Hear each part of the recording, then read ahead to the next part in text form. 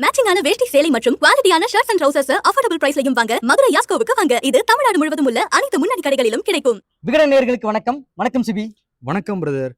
நம்ம ஒரு முக்கியமான காலகட்டத்தில் இலங்கையில் நின்றுக்கிட்டு இருக்கோம். காரணம், கடந்த 3 ஆண்டுகளாக மக்கள் இந்த தினத்துக்காக தான் எதிர்பார்த்துக்கிட்டு இருந்தாங்க. இலங்கை அதிபர் தேர்தல் 9வது அதிபராக யார் வர போகிறாங்க அப்படின்னு எதிர்பார்ப்பு இருந்தது. நேற்று மக்கள் ஆர்வத்தோடு வாக்களிச்சிருந்தாங்க. 75% வாக்குகள் போல இருந்தது. உடனேயே வாக்குகள் தபால் வாக்குகள் என்ன ஆரம்பிச்சது. காலையில் தபால் வாக்குகள்லேயே கிட்டத்தட்ட 22 தேர்தல் மாவட்டங்களில் 21 தேர்தல் மாவட்டங்களில் முன்னிலை இருந்தார் அனுரகுமார திசையங்கே. அதற்கு பிறகு ஒரு மத்தியான அளவில் கொஞ்சம் இழுபறியாக நீடிச்சிட்டு இருந்தது. அப்புறம் விருப்ப வாக்குகள் அந்த செகண்ட் கவுண்டிங்கும் நடத்த ஆரம்பிச்சிருக்காங்க. இப்போ ஆல்மோஸ்ட் எல்லாருக்குமே தெரிஞ்சிருச்சு யார் 9வது அதிபராக பதவியேற்க போறாரு. நாளைக்கு காலை 8 மணிக்கு பதவியேற்பு வேற சொல்ல ஆரம்பிச்சிட்டாங்க. இதை பற்றி டீட்டெயிலாக இந்த எலெக்ஷன் ரிசல்ட்டை பற்றி டீட்டெயிலாக நம்ம பேசுறதுக்காக இம்பர்ஃபெக்ட் ஷோ இந்த ஸ்பெஷல் நிகழ்ச்சிக்காக நம்ம அழைக்கலாம் தமிழன் பத்திரிகையுடைய ஆசிரியர் திரு சிவராமசாமி சாரை. வணக்கம் சார். ஒரு பரபரப்பான தேர்தல் நடந்துட்டு இருக்கு. இதுக்கு முன்னாடி 2வது சுற்று வாக்குப்பதிவே வாக்கு எண்ணிக்கையே போனதுன்னு சொன்னாங்க. முதல் முறை 2வது சுற்றுக்கு போயிருக்காங்க. ஒரு மூத்த பத்திரிகையாளராக நீங்க எப்படி சார் பாக்குறீங்க? இது நினைக்கிற இலங்கை வரலாற்றிலே ஒரு முதல் தடவையாக நடந்த ஒரு நிகழ்வு. இப்படி இதற்கு முதல் ஒரு மும்முனை போட்டி இருக்கல்ல, பிரதான கட்சிகள் 2க்கு தான் இருந்தது. இது ஒரு புதிய அனுபவம். ஆனால் அந்த அனுபவத்தின்படி தேர்தல் ஆணைக்குழு இன்று பின்னர் ஒரு அறிவிப்பு விடுத்தது. 2 பேருக்குமே ஒரு 10 லட்சம் வாக்குகள் வித்தியாசம் இருக்குது. எனவே 2வது சுற்றின் மூலம், அது 2வது கணிப்பீடின் மூலம் பார்த்தாங்க. அது இன்னும் பார்த்து கொண்டிருக்கிறாங்க. ஆனால் முதல் சுற்றில் இந்த 10 லட்சம் வித்தியாசம் இருக்குன்றதை அறிவிச்சிருக்கிறாங்க. 2வது சுற்று அதில் கூட அறிவிப்பாங்க. ஆனால் பொதுவான ஒரு கண்ணோட்டமாக பார்த்தீங்கன்னால் இந்த 10 லட்சம் வாக்குகளை 2வது சுற்றில் யாருமே பெறக்கூடிய நிலைமை இருக்காது என்பதுதான் கணிப்பு. இந்த தேர்தல் முடிவு முழுக்க வரல. ஆனால் நாளைக்கு 8 மணிக்கு அவர் பதவியேற்க போறாரு, யாருக்கு பதவியேற்க போறாருன்னே சொல்றாங்க. ஒரு பொதுவான கண்ணோட்டத்தின் பார்த்தீங்கன்னா கூட நாங்கள் அது கணிச்சிக்கலாம். தேர்தல் ஆணைக்குள்ள ஒரு 50-60% சிக்னலை கொடுத்துரும். ஓகே, நீங்கள் ஆல்மோஸ்ட் எடுத்துட்டீங்க, வேறு வழியே இல்லை, 2வது சுற்றும் நீங்கள் போய் அதில் எடுக்காட்டி நீங்கள் சத்தியப்பிரமாணம் செஞ்சு கொள்ளலான்ற ஒரு சமிக்ஞையை காட்டிடுச்சு. இன்றைக்கு 2வது சுற்று நிலைவரமும் இப்போ நீங்கள் பார்த்துட்டீங்கன்னா, நீங்கள் இப்போ 2 நாட்களாக கொழும்புல தங்கியிருக்கிறீங்க. இந்த தேர்தல் அறிவுக்கு பிறகு சஜித் பிரேமதாச தரப்புலேருந்து எந்தவித பிரதிபலிப்பு கூட வெளிப்படுத்தப்படலை. உடனே ஒரு ஊரடங்கு சட்டம் போட்டாங்க. அனுரகுமார திசாநாயக்க ஒரு ஸ்டேட்மெண்ட் விட்டார். என்ன நீங்கள் ஊரடங்கு சட்டம் போட்டு என்ன செய்ய போகிறீங்க, எனவே சொல்லுங்கள், அதிகாரிகள் கவனமாக இருக்கணும், விட்டு கொடுத்துடக்கூடாதுன்னு சொல்லி அவங்க ஒரு ஒரு அறிக்கை விட்டாங்க. ஆனால் சஜித் அந்த அறிக்கை விடலை. ஏன்னா அவங்களுக்கு விளங்கிட்டு ஒரு பெரிய ஒரு கேப்பில் நாங்கள் பின்னுக்கு நிற்கிறோம். ஏன்னா தெரிவத்தாட்சி அதிகாரிகள், இந்த அரசாங்க அதிபர்கள், நீங்கள் சொல்கிற மாதிரி அங்கே கவர்மெண்ட் ஏஜென்ட் இருப்பாங்க, அவங்களால ஒரு தகவல் வந்திருக்கும், அவங்க சொல்லியிருப்பாங்க. எனவே அவங்க தங்களால் உணர்ந்து ஒரு பின்னடைவாக இருந்துட்டாங்க. இதில் கூட அவங்க இன்றைக்கு மெனக்கடலை. தேர்தல் ஆணைக்குழு இவங்களுக்கு 50% தாண்டல்ல அனுரகுமார திசாநாயக்க. எனவே நாங்கள் 2வது வாக்குகள் எண்ணுவோம்னு சொல்லி தேர்தல் ஆணைக்குழு தான் முடிவெடுத்தது. இதை சஜித் பிரேமதாச சொல்லியோ அல்லது அவங்க தரப்புலேருந்து அழுத்தம் வரல, அழுத்தம் கொடுத்துருக்க மாட்டாங்க என்ற ஒரு பெரிய வித்தியாசம் இருக்குது. அவங்களுக்கு வேறு சஜித் பிரேமதாச இங்கே ஆட்சி அமைக்கணுன்றது வேறு ஒரு உலக அழுத்தம் ஒன்று இருக்குது, ஒரு தேவைப்பாடு இருக்குது. ஆனால் ப்ராக்டிக்கல் கிரவுண்ட் சிச்சுவேஷன் அப்படி இருக்கல. அதனால் அவங்களும் அழுத்தம் கொடுக்கல. அதனால் அவங்க இப்போ புரிஞ்சுக்கிட்டாங்க, ஓகே பொதுவாக இருப்போம், இவங்களே முடிவெடுக்கட்டும் அப்படின்ட்டு. கிட்டத்தட்ட இப்போ எதிர்கட்சியில விட்டு கொடுத்த மாதிரி தானே தெரியுது, முடிவில் ஏற்றுக்கிட்ட மாதிரி தெரியுது. இல்லை சஜித் பிரேமதாசாவாக இருக்கட்டும், இல்லை ரணில் விக்ரமசிங்கவாக இருக்கட்டும், இவருக்கு தான் மக்கள் ஆதரவு இருக்குது. அதை நம்ம மக்கள் ஆதரவுக்கு, மக்கள் முடிவுக்கு நம்ம செவி சாய்க்கணும், தலைவனுங்கிறத ஏற்றுக்கிட்டாங்க. இப்போ ஆமாம், நிச்சயமாக. இப்போ ஆணைக்குழுவே சொல்லிடுச்சு, ரணில் விக்ரமசிங்க இந்த போட்டியிலே இல்லை, இவங்க 2 பேர் தான் இருக்கிறோம் அப்படின்னு சொல்லிட்டாங்க. எனவே இவங்களுக்கு கூட இப்போ எனக்கு தெரிஞ்ச தகவல் படி இன்று காலையில் சஜித் பிரேமதாச தனது கூட்டணி கட்சிகளின் தலைவர்களோடு பேசியிருக்கிறாரு. குறிப்பாக நிறைய தமிழ் கட்சி தலைவர்கள் அங்கே இருக்கிறாங்க, அவங்க முஸ்லீம் கட்சி தலைவர்கள் பேசியிருக்கிறாங்க. இந்த கட்சி தலைவர்கள் யாருமே இல்லை நாங்கள் இதுக்கு போய் ஒரு ஃபைட் பண்ணுவோம், செகண்ட் போட் கேட்போம்னு யாருமே சொன்னதா இல்லை. ஏன்னா அன்னளவா அவங்களுக்கு கூட்டி கழிச்சு பார்க்கும்போது தெரிஞ்சு போச்சு, மெஜாரிட்டி சிங்கள ஏரியாக்களில் அவங்க லீட் பண்ணிட்டாங்க. நீங்கள் இனி அதை ரீகவுண்ட் பண்ணலாம். எங்கே இருந்து உங்களுக்கு வாக்குகள் வரும்? தமிழர் ஏரியாவிலேருந்து வரும். தமிழ் ஏரியாவில் நீங்கள் தமிழ் பொது வேட்பாளர் கொஞ்சம் பிரிச்சுட்டாரு, அப்படியெல்லாம் இதர கட்சிகளும் பிரிச்சுட்டாங்க.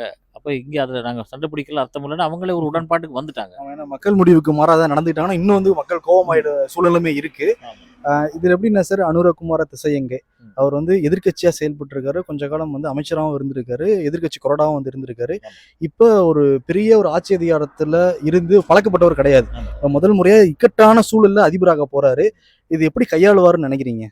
அவரை பொறுத்த வரைக்கும் நான் ஒரு அமைச்சராக தான் அனுபவம் இருந்திருக்கிறாரு. ஆனால் தேசிய மட்டத்திலேயோ அல்லது சர்வதேச ரீதியாகவோ அவர் ஒரு அனுபவம் இல்லாதவராக தான் கணிக்கப்படுகிறார். ஆனால் அரசியல் ரீதியான உள்நாட்டு அனுபவம் அவருக்கு இருக்குது. பல பிரச்சனைகளை பார்த்துருக்கிறாரு. எனக்கு தெரிய 1997ஆம் ஆண்டுலேருந்து அவர் அரசியலில் இருக்கிறாரு. 2000ஆம் ஆண்டுக்கு பிறகு அவர் தீவிர அரசியலில் இருக்கிறார். எனவே அவருக்கு இந்த நெளிவு சுழிவுகள் தெரியும். இப்போ கடந்த காலத்தில் கூட அவங்க இந்தியாவுக்கு எதிராக, மாகாண சபைகளுக்கு எதிராக போராட்டம் பண்ணாங்க. பிறகு பிற்காலத்தில் அவங்க தங்களை காலத்திற்கேற்ற மாதிரி தகவம் வச்சுக்கிட்டாங்க. அதுபோல் அவர் தன்னை தகவம் வச்சுக்குவார் அப்படின்றதான் எந்த ஒரு கணிப்பு. ஏன்னா காலத்துக்கு ஏற்ற மாதிரி ஓடணும். இல்லாட்டி அவங்க உலகத்தை அவங்க சமாளிக்க முடியாது, உலகத்தை வெல்ல முடியாது, உலகத்தோட பேசணும், கதைக்கணும், தங்களோட கொள்கை கோட்பாடு இருந்து கொண்டு அவங்களுக்கு அடுத்த கட்டத்துக்கு போக முடியாது. இதே இந்தியாட்ட போய் அவங்க ஒரு உதவியை வாங்கணும். இதுக்காக இந்தியாவும் அப்படி நினைச்சிட முடியாது. எனவே இது ஒரு ஒரு அண்டர்ஸ்டாண்டிங் டிப்ளமசி. புரியுது சார். ரணிலோட பின்னடைவுக்கு என்ன காரணம்? 3வது இடத்துக்கு போயிட்டாரு. இந்த பின்னடைவுக்கு என்ன காரணம்? 2 ஆண்டுகள்ல வந்து ஸ்திரத்தன்மை கொண்டு வந்திருக்கு, பொருளாதார ஸ்திரத்தன்மை கொண்டு வந்திருக்காரு. இருந்தாலும் இந்த பின்னடைவுக்கு என்ன காரணமா நீங்க நினைக்கிறீங்க? நிச்சயமா அவர் ராஜபக்ச அந்த குழாமை வச்சிருந்தது, அந்த டீம் இவரோடு இருந்தாங்க. அப்போ மக்கள் வந்து ராஜபக்ச மீதான அந்த எதிர்ப்பை பதிவு செய்து அவர்கள் கோட்டாபயவை விரட்டிய பின்னர் நடக்கிற முதல் தேர்தல் இது. அந்த முதல் ஆத்திரத்தை அப்படியே கொட்டியிருக்கிறாங்க. அவர் ஒரு கஷ்ட காலத்துலேருந்து வந்தார். ஓகே, நாங்கள் கஷ்டத்தில் இருந்தோம், நீங்கள் எங்களை கரையேற்றி விட்டுட்டீங்க, ஓகே இதுக்கப்புறம் அன்ருகுமாரை கொண்டு போட்டோம், நீங்கள் கரைக்கு கொண்டு வந்து விட்டுட்டீங்க, அவர் மற்றதை பார்த்துக்கொள்றன்ற ஒரு செய்தியை அவங்க சொல்லியிருக்கிறாங்க. இது இப்போ இருக்குன்னா செகண்ட் வேர்ல்டு வார்ல ஜெயிச்சு கூட சர்ச்சில் வந்து வேர்ல்டு வார் முடிஞ்சு ஜெயிச்ச பிறகு வீட்டுக்கு அனுப்பிச்சு விட்டாங்க. ஆமாம், யாரும் ஓட்டு போடல. ஆமாம், நீங்க சொல்றத பார்த்தா அப்படிதான் இருக்கு. நிச்சயமா அதை ரணில் கூட சொல்லியிருக்கிறாரு. ஒரு இடத்துல அவரே சொல்லியிருக்கிறாரு, இதை நீங்கள் உதாரணமாக எடுத்துக்கலாம் அப்படின்ற மாதிரி கூட சொல்லியிருக்கிறாரு. ஏன்னா மக்கள் வந்து ஒரு மாற்றத்தை விரும்புகிறாங்க எப்பயுமே. இங்கே மட்டும் உலகத்தில் ஒரு மாற்றம். அவர் வந்தால் இதை செய்ய மாட்டாரா? இவர் சில வேளை அன்றோ வந்து ரணிலை விட மோசமாக கூட நடக்கலாம், பட் ரணிலை விட நல்லாவும் செய்யலாம். எனவே அது ஒரு மக்களோட சிந்தனை தான். இதை கணிக்கிறதுக்கு ஒரு 6 மாதம் ஆகும்லாம் சார், எப்படி செயல்படுறாரு அப்படிங்கிறதுக்காக. 6 மாதம் ஹனிமூன் பீரியட். ஆமாம், 6 மாதத்தோட கூட ஆகும். என்னடா இப்போ இவர் நாளைக்கு பதவி எடுக்கிறாரு, எடுத்த பிறகு பாராளுமன்றத்தை கலைக்கிறாரு. பாராளுமன்றத்தை கலைச்சி இன்றைக்கு கூட அன்ருகுமாரை இங்கே இருக்க தமிழ் கட்சிகளோட பேசியிருக்கிறாரு. பேசி அவங்களோட சில விடயங்களுக்கு பேசி கலந்துக்கிட்டு இருக்கிறாங்க. அதாவது நாங்கள் ஒரு ஆட்சி அமைச்சா அல்லது பார்லிமெண்ட் தேர்தலுக்கு ஒரு கோலிஷனை போவோம் என்று அன்ருகுமார் மீதான அவங்களுக்கு கடந்த காலங்களில் தங்கள் மீதான ஒரு இனவாத பிம்பம் இருக்குது. அது போக்குறதுக்காக அவங்க தமிழ் முஸ்லீம் கட்சிகள் உள்ளுக்கு எடுப்பாங்க. இன்றைக்கு கூட பேசியிருக்கிறாங்க. அவங்க இன்னைக்கு பேசியிருக்காங்கன்னு நீங்கள் சொல்கிறீங்க சார். பட் இருந்தால் கூட வடகிழக்கு மாகாணங்களில் ஒரு வாக்குகள் விழுகல, சஜித்துக்கு தான் விழுந்திருக்கு. இப்போ இதை வச்சுக்கிட்டு ஏதாவது ஒரு பண்ணிடுவாங்கிற ஒரு அச்சம் வந்து தமிழ் மக்களுக்கு இருக்கலாம்.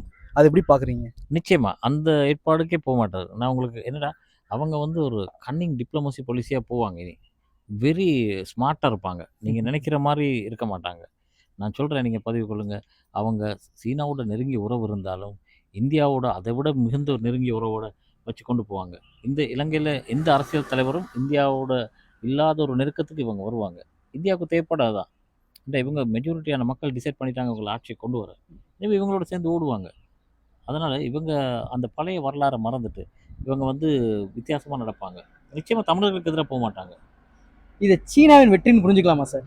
நிச்சயமாக இது சீனாவுக்கு ஒரு மகத்தான வெற்றி. அதே போல் நீங்கள் இந்தியர்களை குறை நினைக்கக்கூடாது. இந்தியாவின் ராஜதந்திரத்துக்கு கிடைத்த ஒரு தோல்வி. பிராந்திய ரீதியான ராஜதந்திரத்தில் இந்தியா தன்னை மீளாய்வு செய்து கொள்ள வேண்டும், தன்னை மீள் பரிசீலனை செய்து கொள்ள வேண்டும். ஏனென்றால் நீங்கள் பார்த்தால் நான் ஏற்கனவே குறிப்பிட்டது போல அங்கே பங்களாதேஷிலும் உங்களுக்கு ஒரு பின்னடைவு இருக்கின்றது. அதே போல நேபாளத்திலும் இருக்கின்றது, மாலத்தீவிலும் இருக்கின்றது, பாகிஸ்தான்லயும் இருக்கு, சைனால இருக்கு. ஆமாம், பாகிஸ்தான், சீனா ஒரு நிரந்தரமாகவே இருக்கிறது. ஆனால் பொருளாதார ரீதியாக, வர்த்தக ரீதியாக நீங்கள் மாலத்தீவோட ஒரு நெருங்கிய உறவு இருந்திருக்க வேண்டும். அதேபோல் பங்களாதேஷ் கூட ஆடை தொழிற்சாலைகள், அப்படி நிறைய ஒரு வியாபாரங்கள், ஆடை ஏற்றுமதி அப்படி எல்லாம் இருக்கின்றன. எனவே அவர்கள் தங்களை மீளாய்வு செய்து கொள்ள வேண்டும்.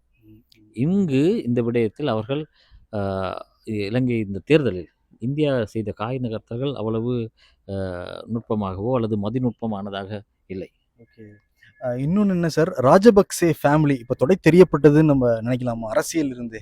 ஏன்னா நாமல் ராஜபக்சே 4வது இடத்த தான் வந்து பிடிச்சிருக்காரு. பசில் ராஜபக்சே, கோத்தபய ராஜபக்சே நாட்டில் இல்லைன்னுலாம் சொல்கிறாங்க. அவர்கள் கிட்டத்தட்ட அப்படியே எடுத்துக்கொள்ளலாம். ஏனென்றால் நீங்கள் இந்த தேர்தலை பார்த்தீங்கனாலும் அவங்கள் பரம்பரையாக தோற்காத தங்களது சொந்த தொகுதியில் படுதோல்வி அடைந்திருக்கிறார்கள். அம்பந்தோட்டையில். அது மட்டுமல்ல, அவர் அன்று தேர்தல் இருந்த தினமே அவரது சித்தப்பா கோட்டாபய மற்றும் ஒரு சித்தப்பா பசில் நாட்டிலிருந்து புறப்படுகிறார்கள். இவை சொல்லும் செய்திகள் என்ன மக்களுக்கு? அவர்கள் நீங்கள் ஆட்சிக்கு வர ஒரு அதிகாரம் இருந்தால் இருப்பீர்கள், தேவையில்லை போவீர்கள் அப்படின்ற ஒரு உங்களது குடும்ப உறுப்பினர்கள் மத்தியிலே உங்களுக்கு ஒரு ஆதரவு இல்லை எப்படின்ற ஒரு பிம்பமும் அங்கே இருக்கின்றது. என்னை பொறுத்தவரை நான் எனக்கு தெரிந்த ஒரு சிற்றறிவு வரை அவர்கள் அடுத்த தேர்தலில் கூட தலை நிமிர்த்த முடியாத ஒரு நிலைமை தான் இருக்கின்றது. ஏனென்றால் இதே அனுரகுமார லஞ்சம் ஊழல் என்று பல விசாரணைகளை கொண்டு வந்து அவர்களை நிச்சயமாக விசாரணை வளையத்திற்குள் கொண்டே வருவார். அது அவர்கள் மக்களுக்கு அளிக்கப்பட்ட வாக்குறுதி. போர்க்குற்றம் என்ற அடிப்படையில் எதையும் கொண்டு வருவார்களா தெரியாது. ஏனென்றால் ஏற்கனவே கேட்கப்பட்ட ஒரு போர்க்குற்ற விசாரணை தொடர்பான கேள்விக்கு அனுரகுமார் அளித்த பதில் என்னவென்றால், நாங்கள் அதில் எந்தவித தலையீட்டையும் செய்ய மாட்டோம் அப்படின்ற அவர் பகிரங்கமாக தெரிவித்து விட்டார். நீங்க சொல்றதை புரிஞ்சுக்கிறேன். எப்படி புரிஞ்சுக்கிறேன்னா, தமிழர்களுக்கு தீர்வுங்கிற பார்வையில ஒரு இதுவும் நடக்காது. ஊழல் நிர்வாக சீர்கேடுங்கிற பார்வையில தான் நடக்கும். ஏனென்றால் அவர் இந்த 3 மாதத்துக்குள் அதை செய்தால்தான் பாராளுமன்ற எலெக்ஷன் 3 மாதத்தில் அவர் சந்திக்கப் போகிறார். அமோக வெற்றியிட்டலாம். ஒரு 2 பேரை உள்ளே அவர் ஜெயிலுக்குள்ள போட்டாருன்னா அவர் பெரிய ஒரு வெற்றியை அடையலாம். அதை நிச்சயம் செய்வார் அவர். ஓகே, சரி. இப்போ அனுரகுமார் திசையனோட வெற்றி யாருடைய வெற்றின்னு நினைக்கிறீங்க? மக்களுடைய வெற்றியா, இல்லை அவர் தேர்தல் பிரச்சாரங்கள்ல மேனிஃபெஸ்டோ கொடுத்த அந்த வெற்றியா, இல்லை இந்த வெற்றியை ராஜபக்சே ஃபேமிலியும் சஜித் பிரேமதாஸும் கையில் எடுத்து கொடுத்துட்டாங்களா? யாரோட வெற்றி சார்? நீங்கள் சொன்ன அவ்வளவும் அதில் இருக்குது. கையில் எடுத்து கொடுத்துட்டாங்க. ஏற்கனவே பல பேச்சுக்கள் நடந்தன. ரணிலும் சஜித்தும் ஒன்றாக சேர்ந்து அனுரகுமாரை எதிர்கொள்வோம் என்று நிறைய 2 தரப்பும் பேச்சு நடத்தினார்கள். எனக்கு தெரிய அங்கே இருக்கும் தமிழ் தலைவர்கள் கூட பேசினார்கள். அதற்கு சஜித் இணங்கவில்லை சில காரணங்களுக்காக. சஜித் என்னிடம் நான் நேராக ஜனாதிபதி பதவிக்கு போட்டியிடுகிறேன், நீங்கள் விட்டுக் கொடுக்க என்று ரணிலிடம் நிபந்தனை முன்வைத்தார். ரணில் அதனை மறுத்தார். அப்படி பல நீங்கள் சொல்லிய அனைத்து விடயங்களும் அங்கே இருக்கின்றன. ஆனால் இது சுருக்கமாக சொல்ல போனால் இது அனுரகுமாரவின் தனிப்பட்ட வெற்றி. அவர் இவ்வளவு காலம் பாடுபட்டு இந்த இடத்திற்கு கட்சியை கொண்டு வந்து அவர் அந்த கட்சியின் பழைய பிம்பங்களை கரைகளை மறைத்து இந்த இடத்திற்கு வந்து ஒரு நல்லபடியாக எந்தவித குற்றங்கள் புரியாதவர்களாக வந்து விட்டார்கள். தமிழக அரசியல்வாதிகள் இந்தியாவின் பெரும் முதலாளிகளோட இன்வெஸ்ட்மெண்ட் இங்க அதிகமா இருக்கு. இந்த போர்ட் ஆகட்டும், அங்க சோலார், நம்ம நார்த்ல சோலார் பிளான்ட் ஆகட்டும், இவங்களோட இன்வெஸ்ட்மெண்ட் அதிகம் இருக்கு. இவர் வந்த பிறகு என்ன ஆகும்? முக்கியமா 2 பேர் இருக்காங்க சார். ஒன்று அதானி, இன்னொன்று திமுகவை சேர்ந்த ஜெகத் ரட்சகன். ஆமாம், ஜெகத் ரட்சகன் ஏற்கனவே நினைக்கிறேன் இங்கே நெருங்கிய தொடர்புகளை கொண்டிருக்கிறார். இங்கே துறைமுகம் முதல் பல விடயங்களில் அவருக்கு தொடர்பு இருக்கின்றது. அவர்களது நினைக்கிறேன் அவர்களது குடும்ப உறவுகள் இங்கே கம்பெனிகளை கூட ஆரம்பித்திருக்கிறார்கள். அதே போல் அதானியும் கூட இங்கே பல திட்டங்களை செய்திருக்கிறார். அதானியின் நிறுவனம் சம்பந்தமான ஒரு நீதிமன்ற வழக்கு இங்கே இருக்கின்றது. அந்த திட்டங்களுக்கு அமைச்சரவை அனுமதி கொடுத்து விட்டது. ஆனால் அந்த அமைச்சரவையின் அனுமதிக்கு எதிராக சில பேர் நீதிமன்றம் சென்றார்கள். நீதிமன்றம் அதை இடைநிறுத்தி வைத்திருக்கிறது.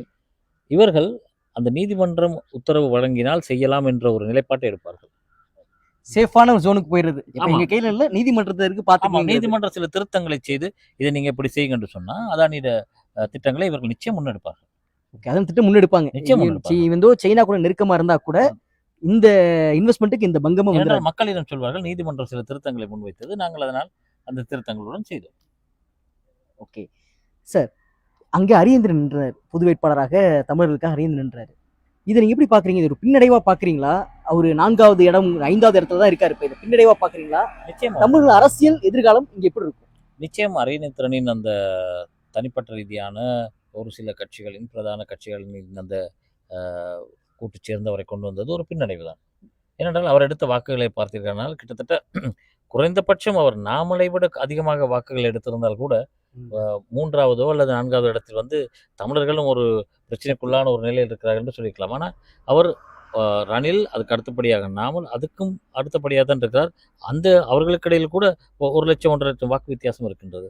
எனவே தமிழர்களின் ஒட்டுமொத்த பிரச்சனையும் இவ்வளவுதானா, இவ்வளவு பேர் தான் அங்கீகரித்திருக்கிறார்களா என்ற ஒரு பெரிய ஒரு கேள்வி எழுந்துள்ளது. அது தமிழர்களை பொறுத்தவரை 30 வருட கால போராட்டத்தில் எத்தனை உயிர்களை இழந்து, உடைமைகளை இழந்து, சொந்தங்களை இழந்து, ஊனமுற்று, சொத்துக்களை இழந்து, உறவுகளை காணாமலாக்கி, கண் முன்னே கூட கடத்தப்பட்டு, இப்படியான பல உறவுகளுக்கு அது பெரிய ஒரு தங்களது எதிர்காலத்தில் தங்களது கோரிக்கைகளை எந்த அடிப்படையில் வைக்க சர்வதேச போகிறார்கள்? அரங்குல இருந்து பொது வாக்கெடுப்பு கேட்டுட்டு இருக்க சூழல்ல ஆமாம் இனிமேல் அதற்கெல்லாம் ஒரு 10 வருடங்களுக்கு அந்த பேச்சு எடுக்க முடியாத அளவுக்கு ஆயிரும். ஆமாம். இப்போ நீங்கள் தமிழக அரசு கூட இந்திய மத்திய அரசிடம் போய் தமிழர்களுக்கு இந்த அபிலாஷைகள் குறித்து ஏதாவது சொல்லுங்க என்று சொன்னால் கூட மத்திய அரசினால் இந்த வார நிலைமைகளை பார்த்து அதை எப்படி சர்வதேசத்திடம் கொண்டு போவது என்ற ஒரு கேள்விக்குறி கூட இருக்கின்றது. அதற்குரிய நாங்கள் இந்த வேலைகளை செய்தபடியால் அது ஒரு தவறான அடித்தளமிடப்பட்டு விட்டதாகவே நான் கருதுகிறேன். கடந்த 3 தசாப்தமாக இப்ப இருக்கிற பெரிய பிரச்சனை வந்து கச்சத்தீவும் மீனவர் பிரச்சனையும், தமிழக மீனவர் பிரச்சனையும். இவர் வந்த பிறகாத தீர்வு ஏதாவது எட்டப்படுமா? நிச்சயம் அந்த அந்த பிரச்சனைகளில் தீர்வு எதுவும் வரப்போவதில்லை. ஏனென்றால் இவர்கள் சிங்கள மக்களின் நலன்களை முன்னிறுத்தி செயற்படுவார்கள். அதில் எந்தவித சமரசமும் செய்து கொள்ளவே மாட்டார்கள். கடல் பிரச்சனையோ அல்லது கச்சத்தீவு பிரச்சனையோ இலங்கையின் எந்த விடயங்களிலும் அவர்கள் அதில் சமரசம் செய்யவே மாட்டார்கள். அவர்கள் சில விடயங்களை பேசுவார்கள். வழமை போல் எல்லா அரசாங்கமும் பேசுவது போல் இவர்களும் அதை இழுத்தடித்துக் கொண்டு செல்வார்கள். எந்தவித உடன்பாட்டுக்கும் வரமாட்டார்கள். ரொம்ப நன்றி சார். டீட்டெயிலாக விகடன் நேயர்களுக்காகவும் நேரத்தை வந்து ஒதுக்கி கருத்துக்கள் வந்து பகிர்ந்துக்கிட்டீங்க. ஏன்னா கடந்த 3 ஆண்டுகளாக மக்கள் இந்த தினத்துக்கு தான் எதிர்பார்த்துக்கிட்டு இருந்தாங்க. ஒரு கால்ஃபேஸ் நடந்த மிகப்பெரிய ஒரு மக்கள் கிளர்ச்சி வந்து போராட்டம், பொருளாதார நெருக்கடி, அதற்கு பிறகு ஒரு இடைக்கால அரசு அமைஞ்சது. எங்களுக்கு நிரந்தரமான அரசு தேவை, அது மக்களால் தேர்ந்தெடுக்கப்பட்ட அரசு தேவைன்னு சொல்லிட்டு மக்கள் உணர்த்தி தங்களுடைய சுண்டு விரலால இன்னைக்கு வந்து சர்வாதிகாரிகளை அப்புறப்படுத்துகிற மாதிரி தான் எல்லாருமே சொல்கிறாங்க. கேட்க வந்து முடிஞ்சிருக்கு. நாளைக்கு வந்து அனுரகுமார திசையங்கே அவர் வந்து தேசிய மக்கள் கட்சியின் சார்பாக பதவியேற்றுக்க போறாருங்கிறதும் இப்போ நீங்கள் சொன்னீங்க, செய்தி தான் அடிபடுது. தொடர்ந்து விகடன் நிகழ்வு உங்கள் நேரத்தை செலவிட்டு டைம் ஸ்பெண்ட் பண்ணி சொன்னதுக்கு ரொம்ப நன்றி சார். கருத்துக்கள் சொன்னதுக்கு ரொம்ப நன்றி சார். மிக்க நன்றி சிவி, மிக்க நன்றி. நன்றி சார். நன்றி.